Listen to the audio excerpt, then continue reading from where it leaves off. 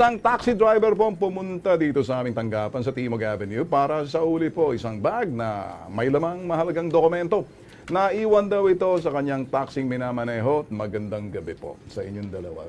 Sa inyo, Mr. Taxi Driver. Ako'y nagpapasalamat sa iyo. Ano bang pangalan ni taxi driver muna?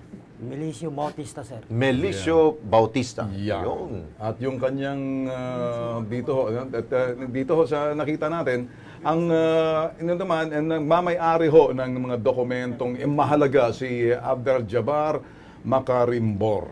Kasama ho natin ngayon. Assalamualaikum po. Alaikum-salam po. Ayun, magandang gabi sa iyo. Magandang gabi po sa inyo, Alex. Ben Tulfo. Ben Tulfo at saka Alex Santos. Okay. Po, Okay, paano ho ba naiwan? Bakit po ninyo naiwan na Mang Abdel? po. Kasi po, ang nakaiwan yung misis ko at saka mga anak ko.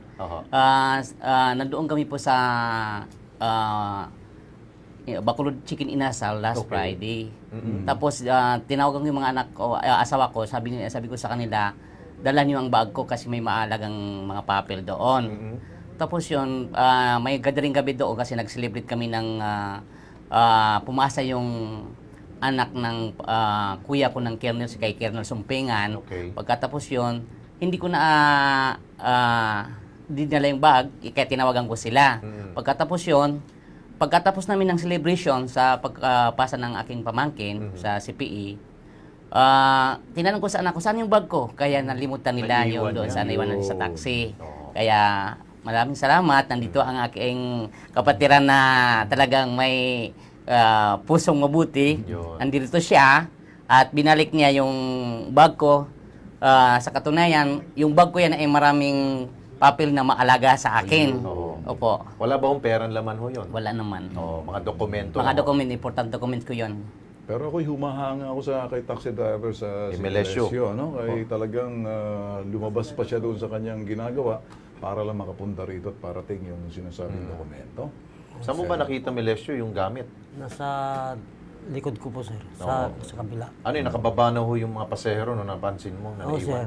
Pumila ako ulit sa Visayas Avenue. Okay. Tapos nung magpapagpag ako ng mating, may naiwang bag. Eh, wala namang ibang sumakay kundi sila lang. Kaya bumalik ako sa circle. Hinahanap ko sila, hindi ko sila makita. Yung pala, sa taas pala sila. Okay. Kaya umuwi na ako, pumasada ako ulit. Okay. Dapat sana, sir, naisahuli ko rin ng Lunes, kaso lang nasira naman yung unit na taxi na. Kaya, yun, hintay ko pang nagawa yung kwan. Kasi medyo malayo yung inuwian ko sa Fairview pa. Nisinipat ba ho ninyo yung laman ho? Hindi ko na binuksan, no, sir. Pero sa iyo, Melicio, kami nagpapasalamat. Ano? Kung meron hong kahalintulad ho na ganitong klaseng problema o kung minsan naiiwan, kami ho'y tumatanggap ng ganitong klaseng reklamo. Pumunta lang ho kayo sa aming tanggapan sa Kilos Pronto rito. Ho, ano? Bukas ho kami alas 9 ng umaga hanggang alas 4 ng hapon sa Ritual Center, Timog Avenue, Quezon City. At sa iyo, ay Mr. Melicio, saludo ako sa iyo. Talagang pasalamat ako sa iyo. Siguro, Mang Abdel, anong mga parting shot mo at masasabi ko kay Melicio? Okay, una-una sa lahat ay ibigay ko ang salam, yung Assalamualaikum warahmatullahi wabarakatuh sa ating mga kababayan nakikinig sa atin, lalo na yung mga kapatiran natin mga Muslim.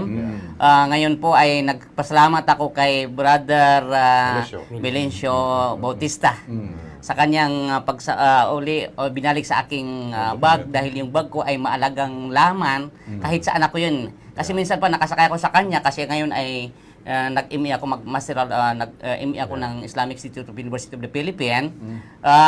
Minsan nakasakay ako sa kanya. Kinontrata niyo na ho siya. Tapos siya pala ang naiwanan ng bag ko noong yung sa may sinakay ng misis ko, kaya salamat sa kanya. Sana ito mga driver natin sa atin sa Pilipinas ay katulad niya. Gayahin siya. Tularan siya dahil isa itong mabuting ipagmalaki natin ang mga driver natin.